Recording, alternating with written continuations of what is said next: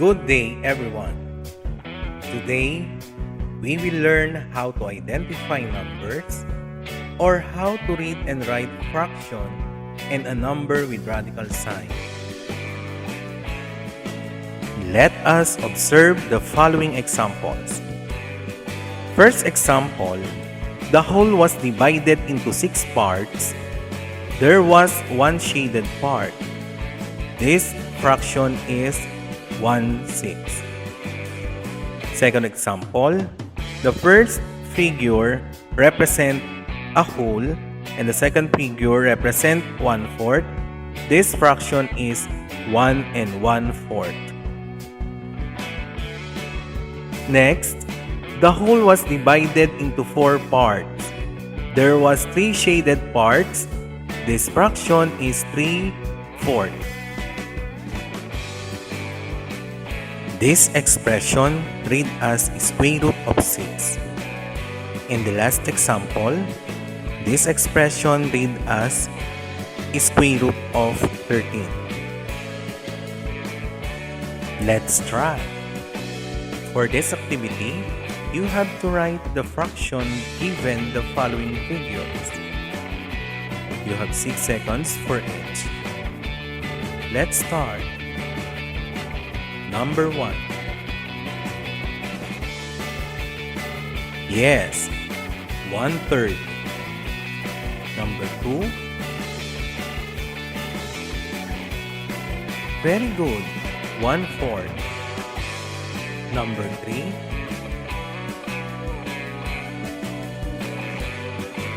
Yes, 2/4. Number 4.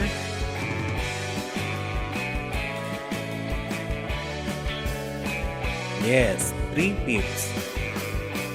And the last number,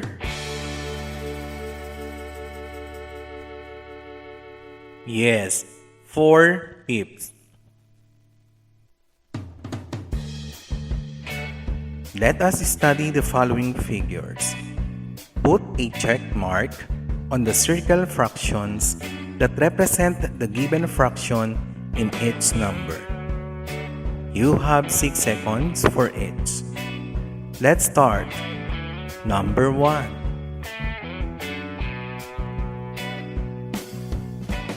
Yes, the third figure represents 1/4. Number 2.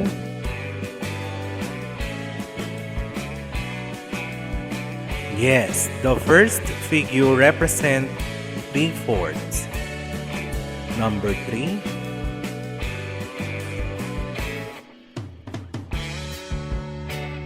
Very good. The third figure represents 2/3. Number 4.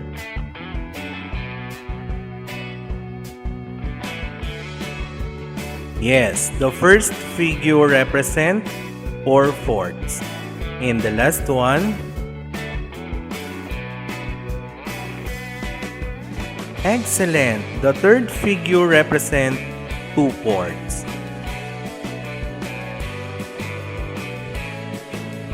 For this activity, write the following fractions in number form. You have 6 seconds for each. Let's start. Number 1. Yes, 1 3/9. Number 2.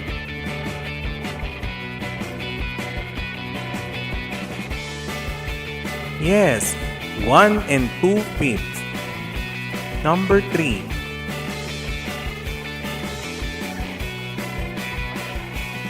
Very good.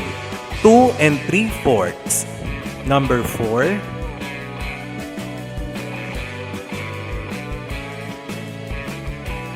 Yes, 2 3/6. And the last number. Yes, 1 4/10. Let us study the following figures. Write the fraction in word phrase. You have 6 seconds for each. Let's start. Number 1. Very good. 1 3/9. Number 2.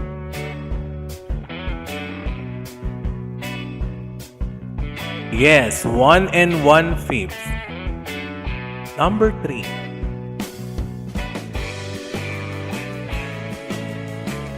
Yes, 2 and 2/4. Number 4.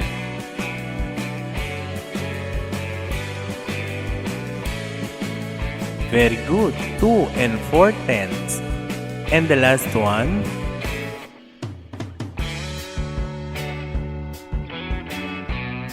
Very good, 2 and 4/8.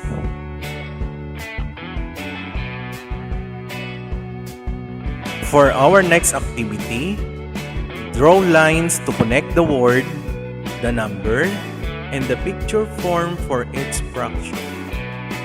The first one has been done for you. You have 6 seconds for each. Let's start. Number 1.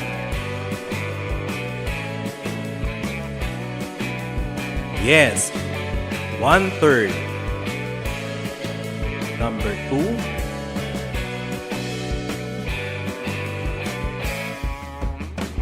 Yes, 2/5. Number 3.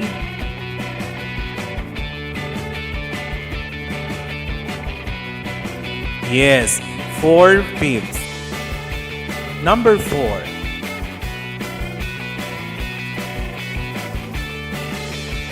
Yes, 2/3. And the last one.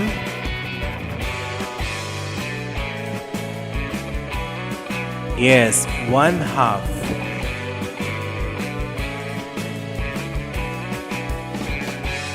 The pizza's party was a blast. Now it's time to pack.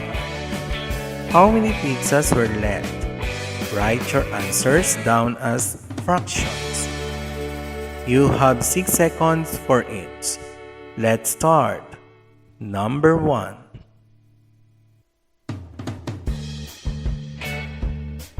Yes, 4/8. Number 2.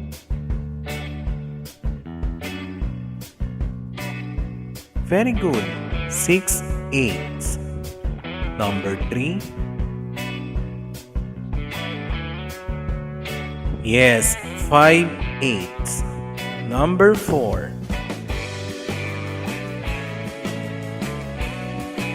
Very good, 3/8. And the last given.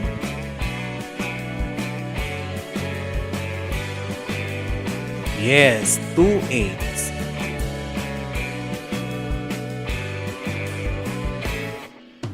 This symbol is a radical sign. An expression involving a square root or radical sign, such as square root of 81, is called a radical expression. Let us observe the following examples. The first expression is read as square root of 2. The second expression is read as 2 square root of 3. Third expression, read as square root of 5. Next, the expression read as 5 square root of 3. And this expression read as 10 square root of 2. Let's try. Write the equivalent word phrase of the following radicals. You have 6 seconds for each. Let's start. Number 1. Yes, square root of 1. Number 2.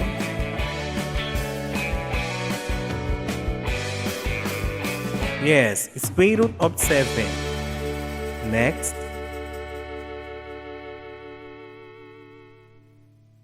Very good. 2 square root of 7. Next.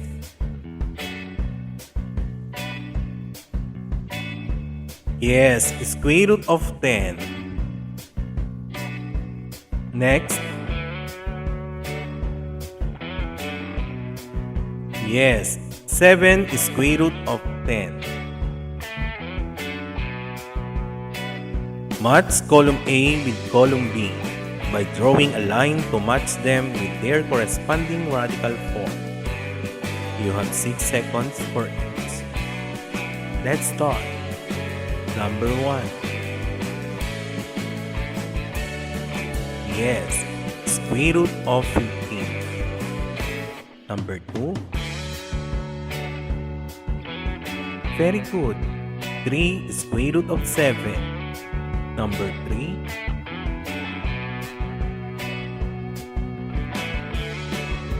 Yes, 5 square root of 12. Number 4.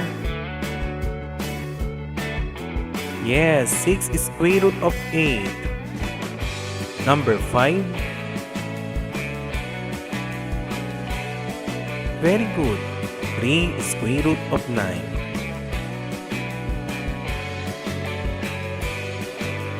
Write the radical form or word phrase to complete the table. You have 6 seconds for each. Let's start. Number 1.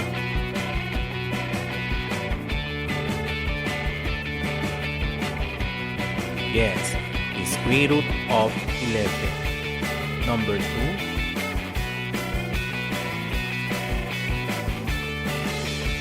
Yes, 2 square root of 13. Number 3.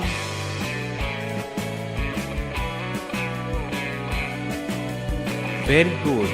3 square root of 4. Number 4. Yes, 5 square root of 2. Number 5.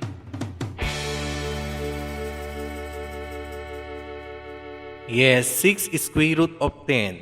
Number 6. Very good. Square root of 16. Number 7. Yes, square root of 25. Number 8.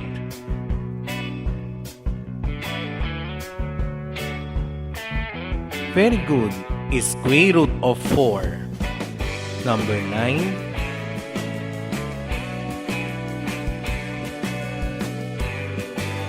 Very good.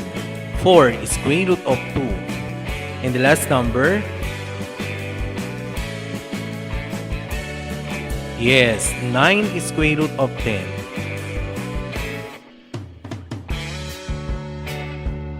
That will be all for this video.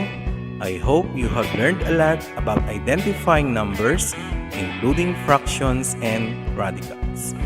Thank you and God bless.